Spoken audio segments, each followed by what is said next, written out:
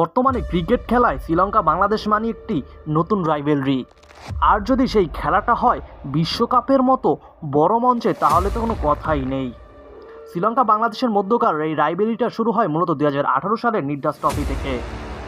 মুশফিকুর রহিমের সেই নাগিন ডান্স কার না মনে আছে বলুন? কি সেই মধুর ডান্স, বারবার দেখতে মনে হয়।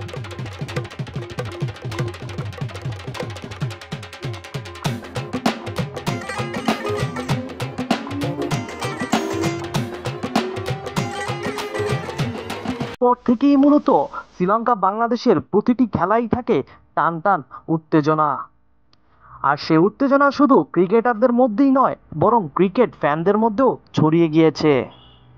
আর সেই উত্তেজনার মধ্যেই ঘি ঢেলে দিয়েছিল গত বিশ্বকাপের অ্যাঞ্জেলো ম্যাথিউসের টাইম আউট।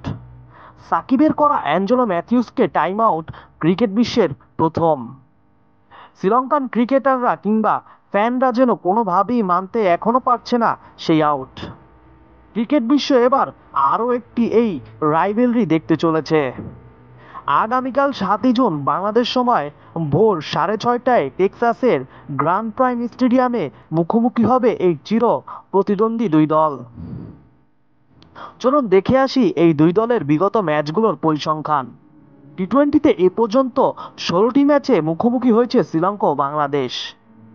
আর এই 16টি খেলার মধ্যে 11টিতে শ্রীলঙ্কা জিতেছে, আর বাংলাদেশ জিতেছে মাত্র 5টিতে।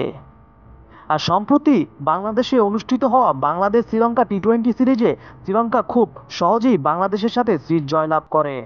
তাই পরিসংখ্যান বলছে শ্রীলঙ্কা বাংলাদেশের তুলনায় অনেকটা এগিয়ে থাকবে আগামীকালের খেলা ম্যাচে। তবে শ্রীলঙ্কা খুবই চাপে থাকবে, কারণ তারা সাউথ আফ্রিকার সঙ্গে বেশ বড় একটা ব্যবধানে হেরেছে তাদের প্রথম ম্যাচে।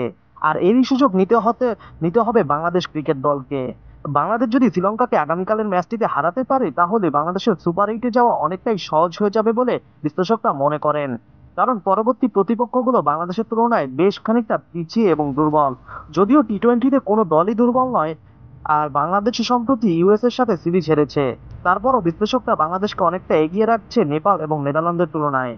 তাই বন্ধুরা, কে জিতবে আগামীকালকের ম্যাচে কমেন্টস করে অবশ্যই জানিয়ে দিবেন। আল্লাহ হাফেজ।